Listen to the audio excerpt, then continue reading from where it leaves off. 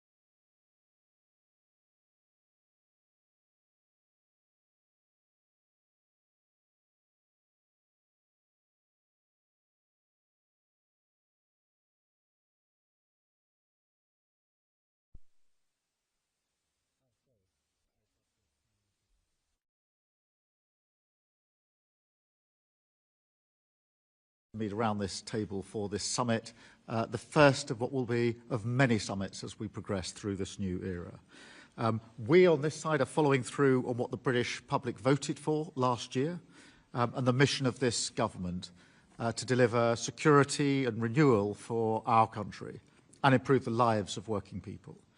In uncertain times and a new era for defence, security and trade, we will do that by strengthening our relationships with allies around the world, including, of course, with Europe. So that is what today is all about, moving on from stale old debates, looking forward, not backwards, focusing on what we can do together to deliver in the national interest. We are agreeing a new strategic partnership, fit for our times, providing real, tangible benefits on security, irregular migration, energy prices, agri-food, trade and more, bringing down bills, creating jobs and protecting our borders. We've delivered this progress through hard work together at every level. Our teams have identified the areas where we can make a real difference while protecting our sovereignty and independence. And I want to thank the negotiating teams on both sides. And I want to thank all of you for your engagement on this. The documents that we have before us today represent a strong package that will benefit all of our peoples. So this is an important moment. We must now move swiftly together on the detailed work to make these plans a reality. Thank you very much. And Antonio, if I could pass over to you for opening remarks. Dear David, dear Keir, thank you very much for your warm welcome with Rachel, David and Nick. And for us, it's a great pleasure to be here. This is our first summit since Brexit, and the United Kingdom and the European Union are looking forward, not looking back. We are here to work on the new relationship, not to talk about the past one. The United Kingdom and the European Union are reconnecting with purpose. The security of our citizens, the prosperity of our economies, and the defense of peace in Europe and beyond. These three priorities that will guide our work today. Our shared values inspire us to address together our common challenges. We are stronger than we act together. To support Ukraine, to stabilize and strengthen our transatlantic alliance, to protect free trade, multilateralism, and an international rules-based order. Today, we are building a new partnership, a new strategic partnership, based on the renewed agenda for cooperation, which Ursula will develop on. Thank you. Thank you so much. Yes, thank you very much, Keir, for hosting us here for the first ever EU-UK summit. Indeed, this is a big day because we are now turning the page and opening a new chapter. A new chapter that is so important in these times because we see the rise of geopolitical tensions, but we are like-minded. We share the same values. We know that we work shoulder by shoulder, hand in hand, when it's really coming to crisis and difficult moments. So we should use this moment also with this first summit to develop a roadmap, which is on the table here. It's an amazing, comprehensive roadmap that we have, looking at security and defense together, but also looking at the whole economic cooperation that we have, and most importantly, people-to-people contact. So very much looking forward to the summit. Thank you very much again for hosting us here. Thank you very much. Thank you.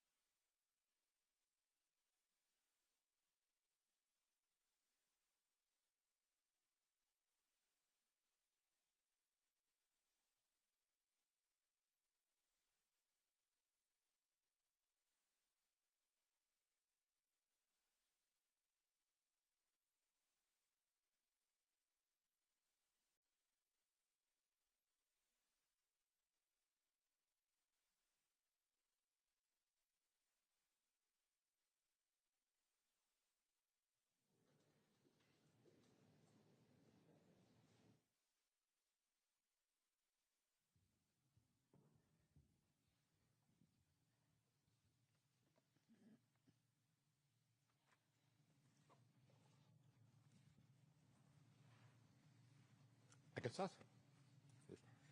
Hello. Good morning, dear Prime Minister, dear Keir, dear Ursula, dear ministers, dear High Representative, dear Maros. Let me begin by thanking Prime Minister Keir Starmer for hosting us here in London for what has been a timely and truly productive summit. A few months ago, Prime Minister, you spoke of your ambition to reset the relationship between the United Kingdom and the European Union. Today, I'm proud to say we together have delivered on that ambition. You succeeded, we all succeeded. The agreements we have reached today mark not just progress, but a new chapter in the relationship between the United Kingdom and the European Union, the start of a renewed and strengthened strategic partnership. Over the past months, we have worked tirelessly to rebuild trust. As we discussed during my visit to Downing Street in December, in an increasingly volatile world, deeper collaboration between like-minded partners, natural allies like us, is not a luxury, it is a necessity. Then back in February, I invited you to join the European Union 27 leaders at a retreat in Brussels to discuss defense matters. There, I felt a new positive energy in our relationship. I saw the great potential of what we can accomplish together to make real, tangible progress for the people of the European Union and the United Kingdom. Since then, we have worked hand in hand to support Ukraine, to increase pressure on Russia, to stabilize and strengthen the transatlantic partnership, and to uphold international law and defending the United Nations Charter amid growing security threats. We have been proud of the fruits of that collective effort. A joint statement on cooperation on global issues, a security on defense partnership, and a common understanding and a renewed agenda for cooperation. These agreements represent more than just words on paper. They are a reflection of our shared commitments to security, to prosperity, to development, and to the people we serve on both sides of the Channel. Our relationship is grounded in shared values, mutual interests, and the simple fact of our geographical closeness. We are neighbors, allies, partners, and we are friends. Times are changing. The rules-based international order is under attack. Multilateralism is being tested, and the European Union and the United Kingdom are providers of global stability. We must be guardians of the rules-based global order. Europe faces gravest security threat in decades, provoked by Russia's brutal war of aggression against Ukraine. But both the United Kingdom and the European Union are united in one belief.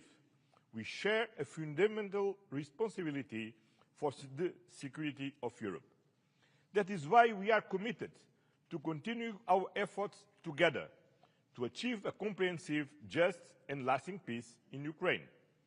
A peace that guarantees Ukraine's independence, sovereignty, and territorial integrity. The ball is now in Russia's court. Together, we will intensify pressure on President Putin, including through a new package of sanctions, to bring him to the negotiation table. Russia must agree to an unconditional ceasefire. It must stop being a threat to Ukraine and to European security. On defense, our new partnership will bring deeper cooperation. It will strengthen Europe's contribution to NATO, and it will sharpen our focus on common strategic priorities. On trade, we are united in our commitment to economic stability. We both believe in free trade, fair, sustainable and open, as the engine of prosperity for our citizens and for the global economy. On migration, we will work together to reduce irregular flows and to strengthen cooperation with countries of origin and transit. And finally, today, we also address the situation in the Middle East. In particular, we addressed the tragic humanitarian crisis in Gaza, a tragedy where international law is being systematically violated and an entire population is subjected to disproportionate military force. There must be safe, swift, and unimpeded access to humanitarian aid. The remaining hostage must be unconditionally released, and the permanent ceasefire must be reached now. Our discussion reaffirmed our shared conviction that lasting peace and security in the Middle East can only be achieved through the implementation of the two-state solution. Prime Minister Keir, your leadership has been instrumental in turning ambition into action. Today's agreements are a testament to your determination and to the new tone you have brought to our relationship. The United Kingdom and the European Union are stronger when we stand together for prosperity, for security, and for peace in Europe and beyond. This is the message that underpins our renewed cooperation. This is the direction we are taking together after this successful summit, which will be just the first of many, because, as we have agreed today, from now on, the European Union and the United Kingdom will meet every year. So, we see you last week in Brussels. Thank you very much. Thank you very much. Yes, thank you very much, Antonio. Thank you for your words. But my dear Keir, this is a historic moment because it is the first ever EU-UK summit, and it is a success. And this is also thanks to your leadership. And I really want to thank you for the leadership, because it's not only about the summit, a day where we are here now in London, but it's all these weeks and months of preparation and hard work to get to the excellent result that we have. We're turning a page. We're opening a new chapter in our unique relationship. This is the story of historical and natural partners standing side by side on the global stage, facing most of the same challenges, pursuing the same objectives, like-minded, sharing the same values, and thus we are looking for solutions that are beneficial for both our people and standing shoulder by shoulder when it comes to really getting to the solutions.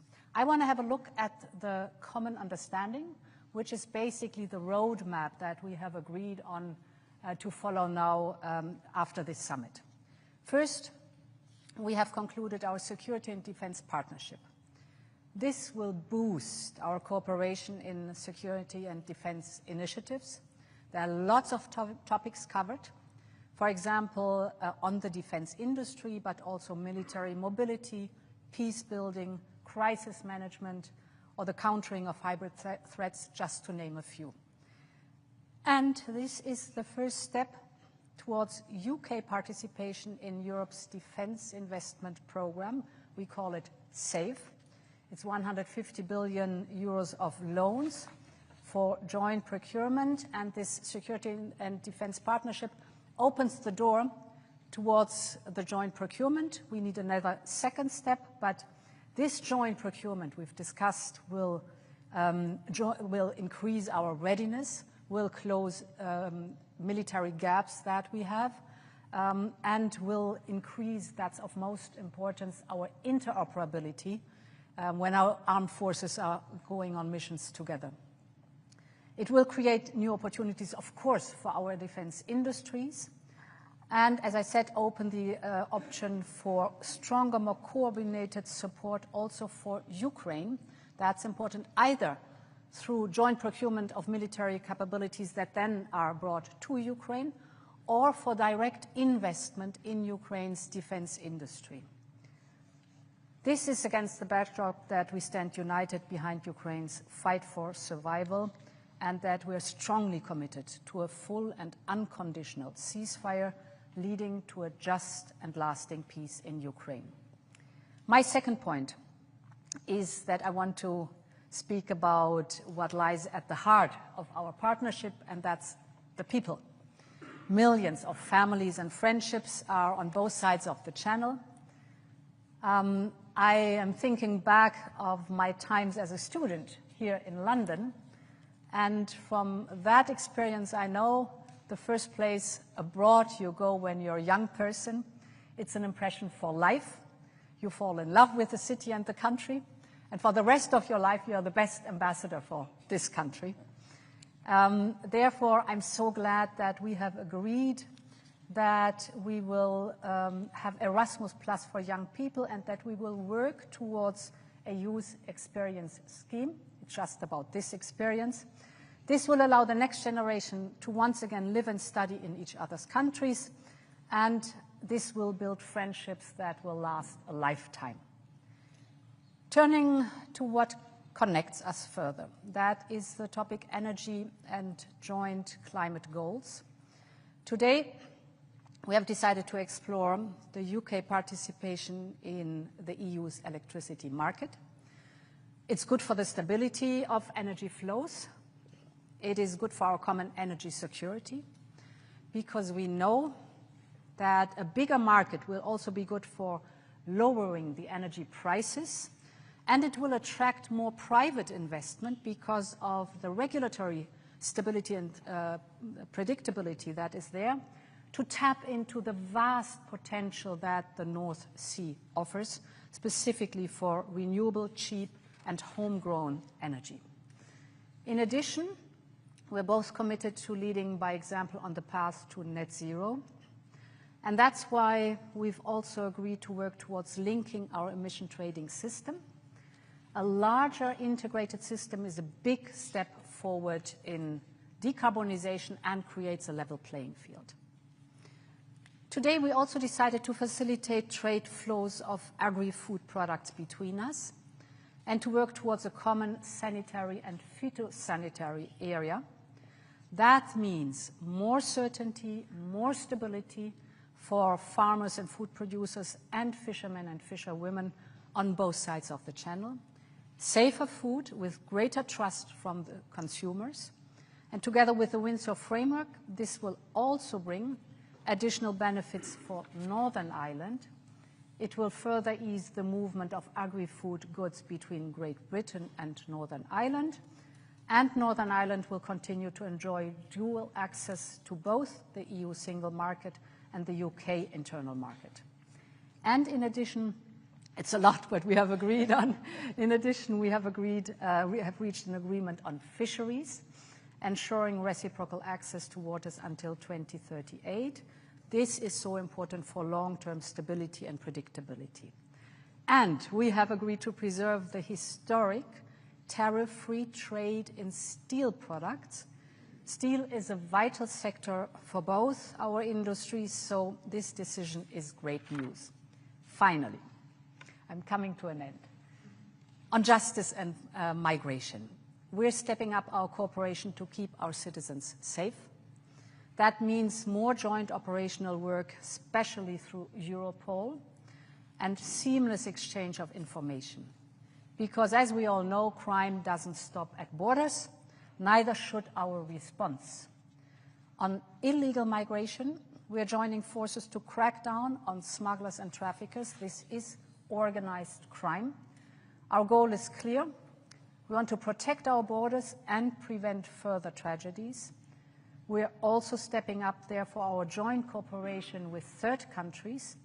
As you know, we on the European Union side have made this one of our priorities, and we welcome that the UK is joining us in this effort. Dear Keir, what we have agreed today is historic. It will make a real difference to people in the UK and across our union. But the message we are sending to the world today is equally, if not more important. It is a message that at a time of global instability and when our continent faces the greatest threat it has for generations, we in Europe stick together. A strong EU-UK relationship is of fundamental importance for that, for our security, for our prosperity, for our shared destiny on this continent. And this is what it's all about today. So I want to thank you for hosting us. It was a great summit, and thank you very much for your leadership. Well, thank you, Ursula. Thank you, Antonio, for your words, and thank you for your leadership on this as well. Ladies and gentlemen, Britain is back on the world stage, working with our partners, doing deals that will grow our economy, and putting more money in the pockets of working people. In the last 2 weeks alone, we've delivered trade deals with India and the US. And that means jobs saved, jobs created, more growth, and a huge vote of confidence in this country. It shows that as global instability is rising, the decisions that we've taken to stabilise the economy and lead the way internationally have made Britain a place where people want to do business once again. And from that position of strength, today we have struck this landmark deal with the EU, a new partnership between an independent Britain and our allies in Europe. This is the first UK-EU summit. It marks a new era in our relationship. And this deal is a win-win. It delivers what the British public voted for last year. It gives us unprecedented access to the EU market, the best of any country outside of the EU or EFTA, all while sticking to the red lines in our manifesto about not rejoining the single market, the customs union, and no return to freedom of movement. So this deal is good for both sides. And let me set out why it is good for Britain. We've struck an SPS deal to make food and agricultural trade with the EU cheaper and easier, and that is slashing red tape and bureaucracy. And that means lower food prices at checkouts, more choice in our supermarkets, and of course more money in people's pockets. It will boost British exporters because once again, after a long absence, we'll be able to sell Great British burgers, shellfish and other products into the EU.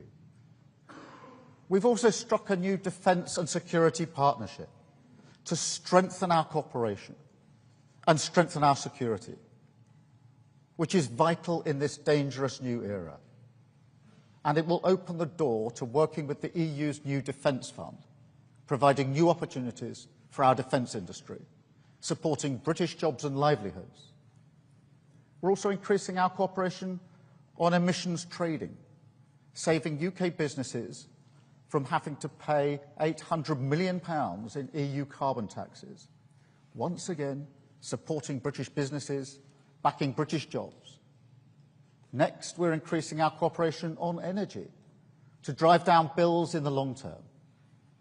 The agreement negotiated by the last government left us with more expensive ways of working with our neighbours, despite being physically connected to the European grid by our underseas cables. Today's deal will see us work to bring these systems together again, benefiting bill payers and boosting our renewable industry in the North Sea.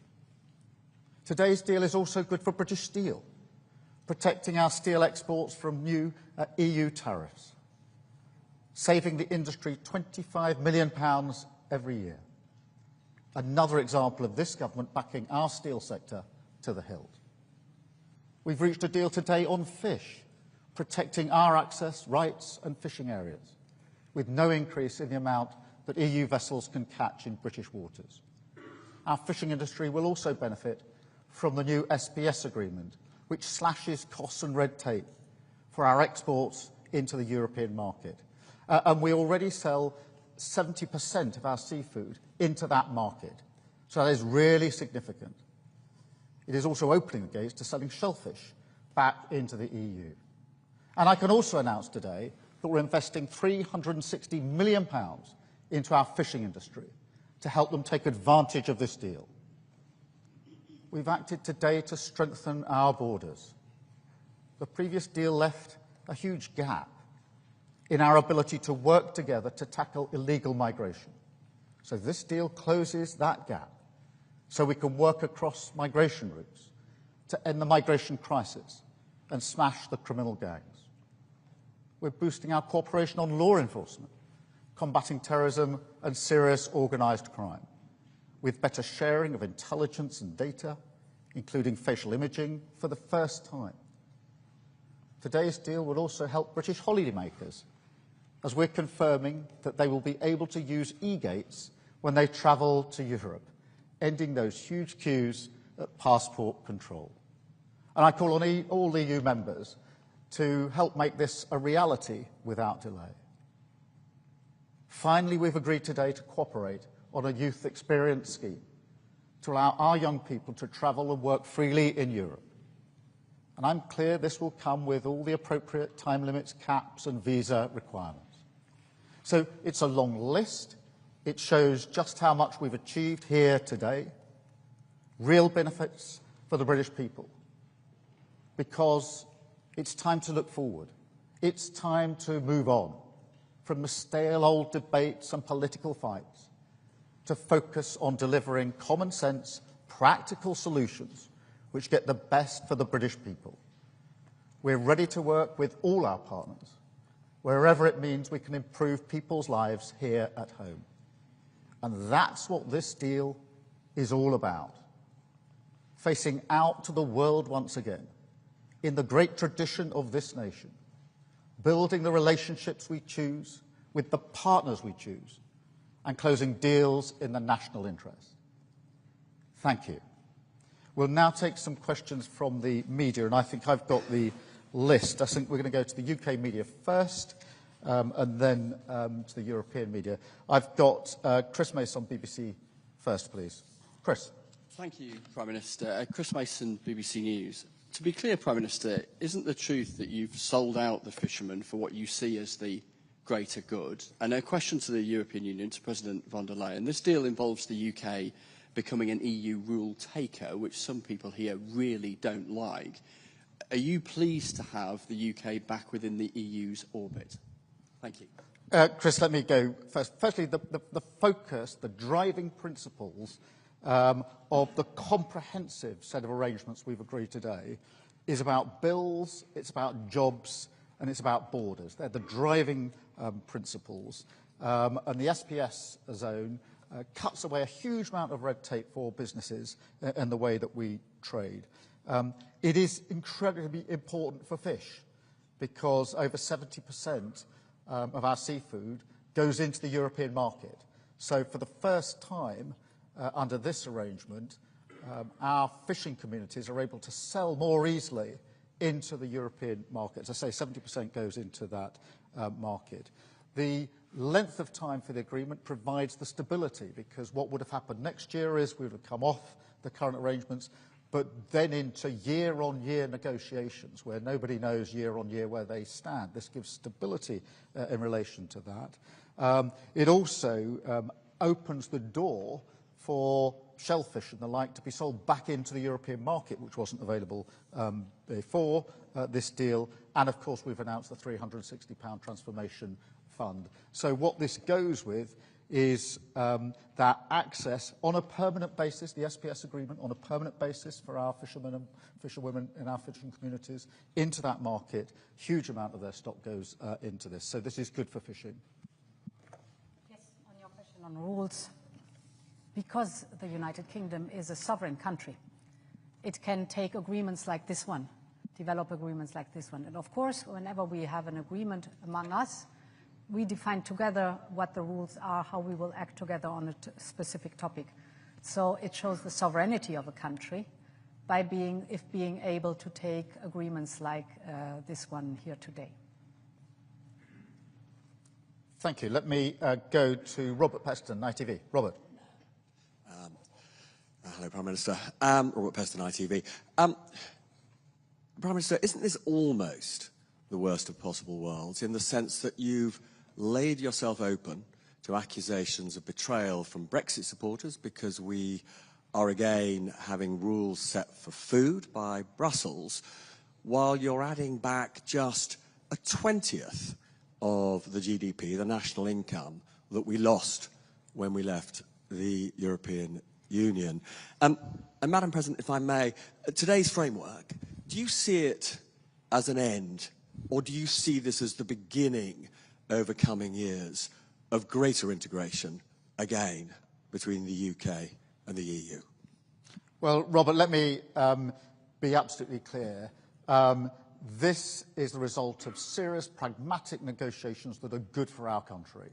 And they're absolutely focused on delivery, in the same spirit, with the same mindset that we struck the deal with India and with the US. So this is very good for our country. It is hugely ambitious and comprehensive. The SPS zone, really important in terms of our market access, getting rid of the red tape and the bureaucracy that otherwise would have been there, hugely important as well to Northern Ireland. Then the security and defence partnership, in an era where we're forever saying quite rightly that it's an increasingly insecure world, to be able to strike that partnership so we can cooperate better together, invest in procurement better together, and open that door to the European funding is hugely important. The emissions trading is going to be for businesses extremely welcome, because otherwise they would be paying £800 million year on year in carbon taxes. On energy, we're making permanent the current chapter and looking to access to the EU electricity market. On British steel, quotas, specific country quotas for British steel, hugely important in the current environment. On fish, that access to the market. Shellfish being opened up, again, the transformation fund. E-gates, which for many people will be the first discernible difference in terms of travel, ending those queues. On law enforcement, where there wasn't really enough in the current deal, operational work together on institutions like Europol, sharing data, particularly facial mapping, irregular migration. We're pushing forward way beyond the TCA in terms of what we're going to do together, and the youth experience. So the breadth and comprehensiveness of this agreement shows that if you focus seriously and pragmatically on deliverables, you can make a real difference for our country. And just like India, just like the US, other governments have talked and talked and talked with great rhetoric about what they're going to achieve, and achieved little or nothing. We rolled up our sleeves, we've been serious and pragmatic, and we're delivering a very, very good deal for our country today. Yes, on your question on the framework, I would say the common understanding, that is the document that shows that we're engaging in greater cooperation. And the Prime Minister has just described the topics. I mean, we are sharing the same interests. We're very close friends and allies, and if you look at the topic where we agree on a greater cooperation, for example, energy. We share the interest to lower the energy prices, and we share the interest to be more independent in producing energy, and to have more energy security and renewable energy. So that's one of the topics where we engage into. The emission trading system, fighting climate change, is the same interest we have on both sides. Security and defense, you just described it. It's a big topic where we can together really achieve big steps forward. Migration, health, hybrid threats. If you look at the roadmap that we have agreed on to develop, I mean, there's a lot of work still ahead of us. That's amazing to see. It's just a better cooperation and a closer cooperation that we are framing here. Antonio. Well, just to add that we came looking forward, not looking back. This is not about the past, it's about the future. We don't talk about our previous relationship, but we are working on a new strategic relationship. This is not a U-turn, it's a new chapter, a new strategic partnership, a new security and defense partnership based on the shared values and the shared challenges that we want to address together as we express in our joint statement. Thank you. And can I come to Beth Rigby, Sky News? Thank you, Prime Minister. Beth Rigby, Sky News.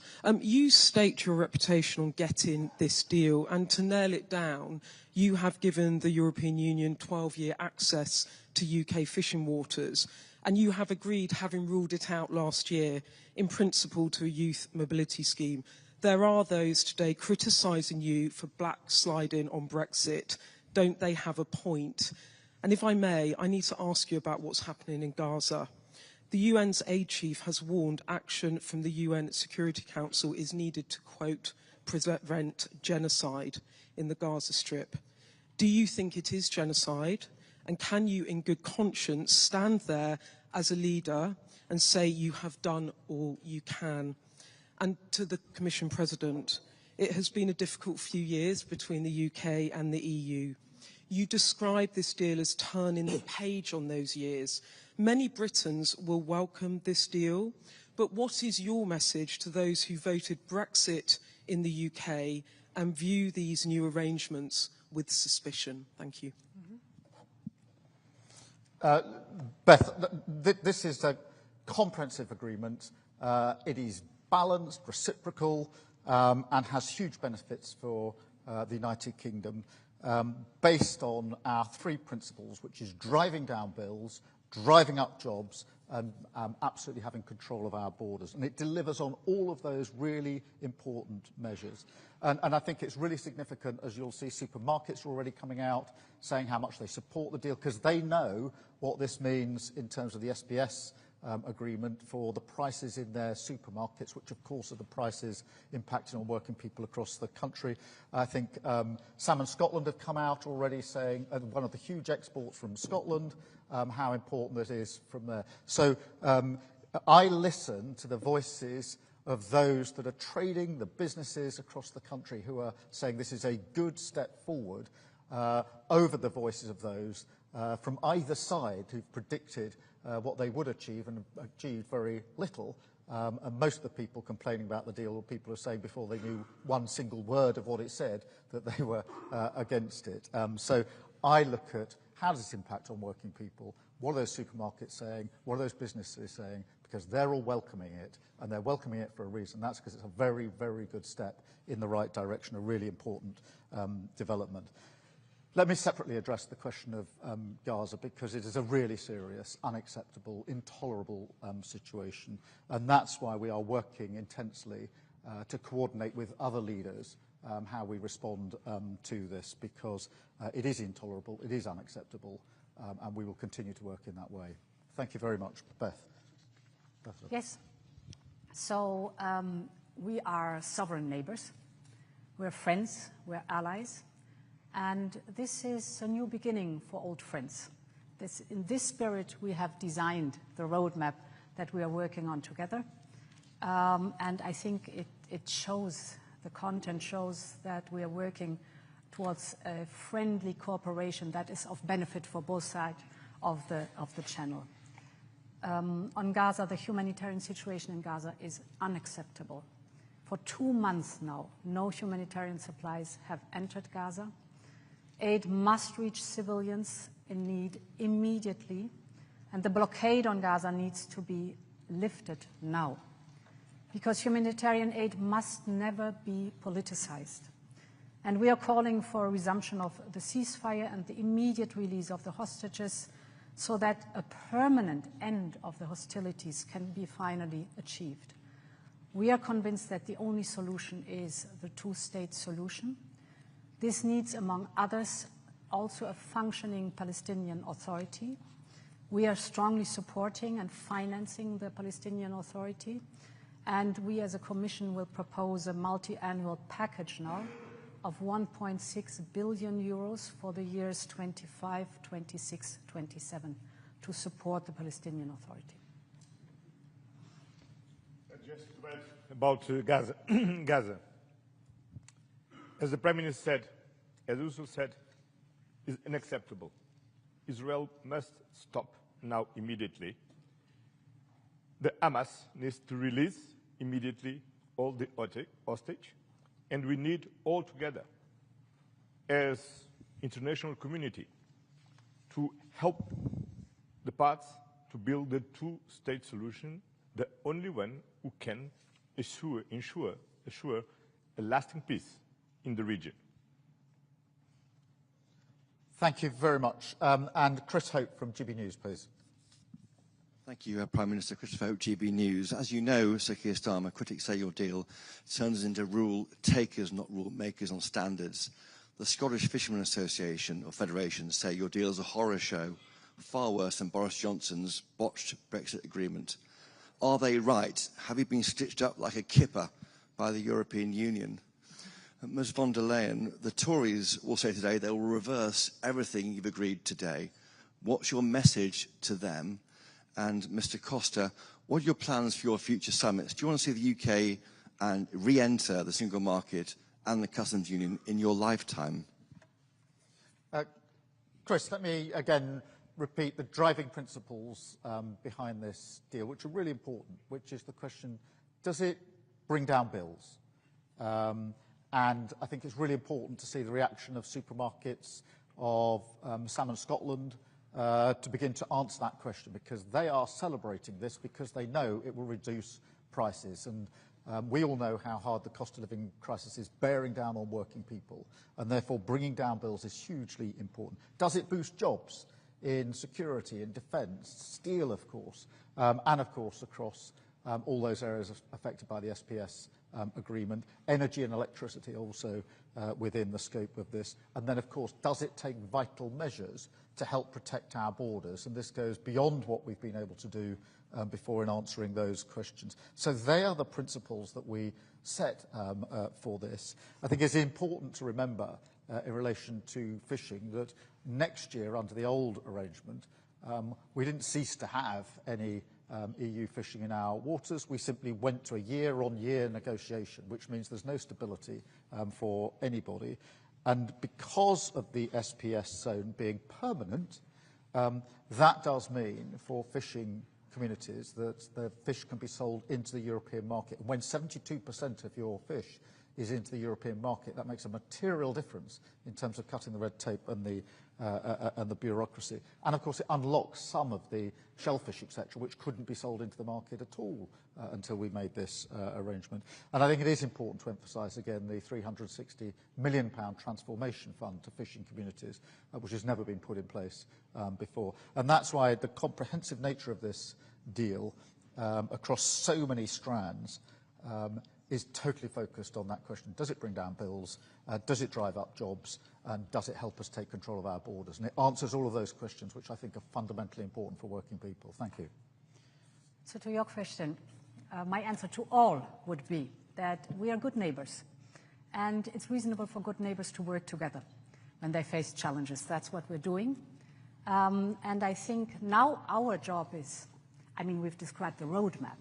We have to finally negotiate all the different details in it, and then our job is to implement it and to show the positive results. People will see the positive results. You spoke about bringing the bills down, less red tape without any question, more prosperity and more predictability. So ask us again in a few years and then we can show exactly what we have delivered. Well, thank you very much for your question. I had the privilege to work in the European Council with David Cameron, Theresa May, and Boris Johnson. I had the experience to negotiate with Cameron an agreement to avoid the Brexit, to negotiate with him the withdrawal agreement, the Windsor Agreement, the trade and cooperation agreement with him, with Theresa May, and finally with Boris Johnson. This is the past. Now, with Keir Starmer, we are turning the page, look at the future, and closing the gaps, but build on a new strategic partnership. Building and working on a new coming understanding a very ambitious roadmap, not to return to the single market, not to return to the customs union, but to do better together as neighbors, partners, allies, and friends. Thank you. I'm going to go now to European media. I've got Euractiv first, which is Owen Morgan, I think. Hi, thank you, Prime Minister. Owen Morgan with Euractiv from Brussels. There's obviously plenty to dig into on the package announced today, but a question, if I may, on how this impacts the agreements that the EU and the UK already have. You'll be aware that the European Commission in December took the UK to court over its treatment of EU citizens living in the UK. That case concerns a number of potential breaches of the withdrawal agreement, the divorce deal. Could you just speak up just a little bit? I may. So the European Commission took the UK to court in December over its treatment of EU citizens living in the UK, and that concerns a number of potential breaches of the withdrawal agreement. Today's package once again talks about the full, timely and faithful implementation of those agreements. So to the Prime Minister, what assurances have you offered the EU as part of these talks on your implementation of the withdrawal agreement? To President Costa, are you satisfied with those assurances? And to President von der Leyen, does the Commission's legal action and court case still remain on the table? Thank you. Let me be absolutely clear that this builds on the agreements we already have in place, which we respect and have agreed on the basis that will be fully implemented. And that's been the platform upon which we've been able to take this forward. And we've already, in relation to citizens' rights, etc., made advances even before today. But this is premised on the idea that this is a government that, when agreements are struck, respects those agreements and sticks to those agreements. And on that platform, we've been able to build so much of what we put before you today. Yes, sir. Or Antonio. Okay. I'm very satisfied because we now have a clear commitment to a fully and timely implementation of the previous, what is previously agreed, all these treaties. But now we have a roadmap to work together and to deliver to our citizens in the European Union and in the United Kingdom what is more important: safety, security and prosperity. And the Prime Minister translated very well what means prosperity. Prosperity means economic growth, jobs, lower inflation. And for this what we are working together, because together we are stronger and together we can deliver more to our citizens. Then I'm very satisfied and I'm looking forward for continuing to work together. Thank you. So, in former times we have agreed on a set of rules which are presently defining the framework in which we are, for example, dealing with the topic of free movement. Everyone on both sides has to abide to the rules. We have to implement these rules, and in some cases we are searching for legal clarity. This is a normal process that goes on not only on the topic of free movement, but on every topic where you have to implement rules. That's the state of play. Thank you very much. I've got Mr. Valero from Bloomberg. Good afternoon, Jorge Valero with Bloomberg. First, for you, Prime Minister, a couple of details on the agreement reads. What is the number of young people coming from the EU that you will consider acceptable to benefit from the new mobility scheme, and whether the EU students will pay the same fees as the UK students here? Secondly, for the EU side, whether you will wait to conclude the more detailed agreement for the UK firms to benefit from SAFE until you have an agreement reached on youth mobility and Erasmus. And very quickly, finally, President Costa, since you were referring to past agreements and your satisfaction, whether you are satisfied with the fact that there is no reference to Gibraltar, which is an important issue for your Iberian neighbours. Thank you. Let me just, on the youth experience scheme, obviously this gives an opportunity for young people in the UK to work, travel, volunteer, au pair, you name it, in Europe, and the same the other way. And it doesn't deal with university fees, just to deal with the particular question that you raised, so there's no change there. It is that experience, it is time limited. I mean, the numbers to be agreed, so it's not an uncapped scheme, and it'll be a visa scheme. So everything will now be done through mutual agreement as we go forward, but they're the principles behind the experience, which are so great opportunities for UK young people, and also great opportunities for member states, young people as well. So 2 parts in your question. The second part first, because the Prime Minister just spoke about the youth experience and Erasmus+. We've very clearly said that we work towards both. What is, of course, now important to detail, to sort out all the details and to describe and then implement all the details. That is now the process that is starting, but the political will is very clearly stated in the paper. We want to work towards Erasmus+ and the youth experience scheme, which is good news for the young people. Your second question was on SAFE for the UK. Indeed, it's a 2-step approach towards SAFE. The first precondition is a security and defence partnership. That has been concluded today. And it opens the door for the UK to participate in the joint procurement under SAFE. Then there comes the second step that is necessary to negotiate a second agreement. And here we detail out, it's again a process of detailing out, budget contribution, reciprocal market access, and rules on security of supply. And this will give, that's important, in the end, the UK industrial participation. This is the goal that we have together. Well, on Gibraltar, the Commission and the United Kingdom government are talking, negotiating. Maros Sefcovic and David Lammy is making a very good job. It's an ongoing job, work, and my feeling is we are not very close to conclude this work. We are very close. No, very? Not very fast. Not very fast, sorry. An important correction. We're very close. Great. I've got ANP Lauren. Lauren. Hello, Lauren Heermans from Dutch news agency ANP. This whole summit was about starting over and jump-starting a long-lasting relationship between the EU and UK. However, on fisheries, another temporary agreement has been made for a number of years that sort of seems arbitrary, 12 years. How is that signaling a robust and lasting relationship? Why not a permanent solution? And is a permanent solution still on the table for the upcoming talks, maybe next year? In relation to fish, I think it is important that we've got the certainty in there, and I won't rehearse again what that means for UK fishing communities, the access to the market, particularly on the SPS, etc.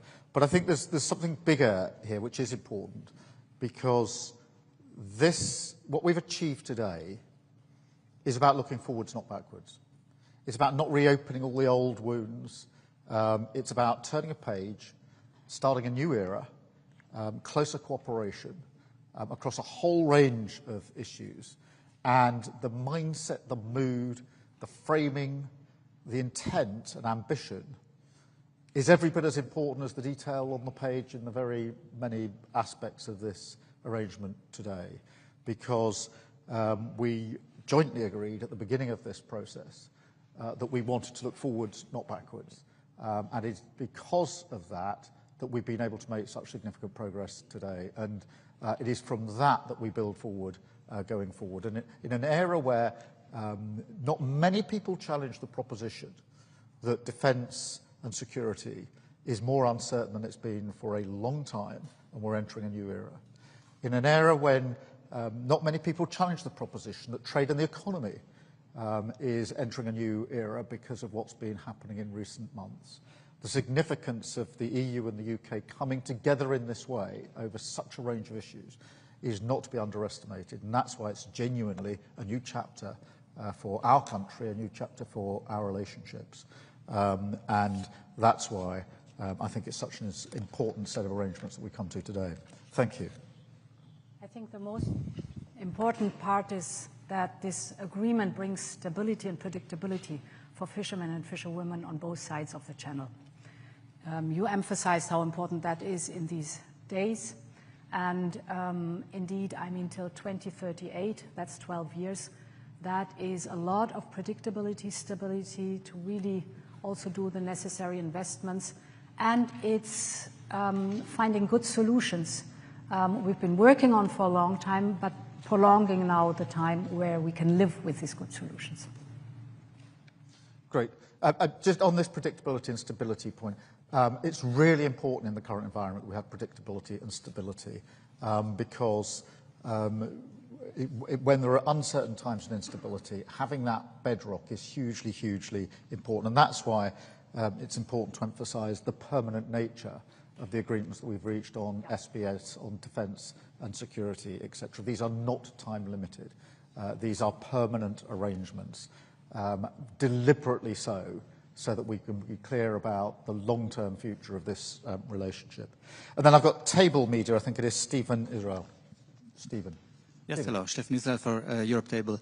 I have a question. I mean, we hear a lot of announcements. I have a question on the timelines. When actually will these different agreements enter into force, or when citizens will feel the effects, for example, of the SPS agreement, of the e-gates, and then maybe for President von der Leyen on the safe regulation, how long do we think will it take to come to this agreement to connect the UK directly to these common projects, and how much the UK will have to contribute? I mean, financially, can you give a figure to us? And for President Costa, you mentioned Ukraine. If I'm not wrong, I think at this moment, or maybe in an hour, President Trump will call President Putin. What is your expectation, and what if he cannot convince Putin to agree to this unconditional ceasefire? Would you go ahead with more sanctions, and what kind of sanctions? Thank you. Let me address the timelines to start with. Firstly, can I emphasise the speed with which we've got to this summit and the achievements at this summit, because we came into government just over 10 months ago. We started in earnest in the autumn of last year in terms of what we wanted to achieve from this summit, and therefore in 6 months or so we're able to agree across this broad range, comprehensive range of issues, and that is real progress at pace. In the past, I genuinely think it would have taken very much longer to reach any one of these strands in terms of agreement. And our message to our negotiating teams this morning, as we celebrated how far we'd come, was to go at pace to make good on these commitments now. And that's a joint instruction to our teams. So we want to see the benefits of these coming just as quickly as possible for all of our citizens. And so you can expect the same pace and intensity as we go forward on each of these strands going forward. Thank you. I can continue here. The SAFE instrument has now just been approved by all the institutions, so it's ready to go. And therefore, we have to work hard that we have the second step also negotiated, and then we're going to be indeed ready to deliver. So it's a question of, I hope, only a few weeks, and then we should be done. Achieve a just and lasting peace in Ukraine is a main priority for the European security. And for this is essential unconditional and immediately ceasefire from Russia. I wish all the best for this call between President Trump and President Putin. We have been very supportive of all President Trump's efforts to stop this war. With the strong leadership of Prime Minister Keir Starmer, built a coalition of the willing to ensure that a positive outcome of these efforts from President Trump ensure effectively a lasting peace in Ukraine and enough security measures.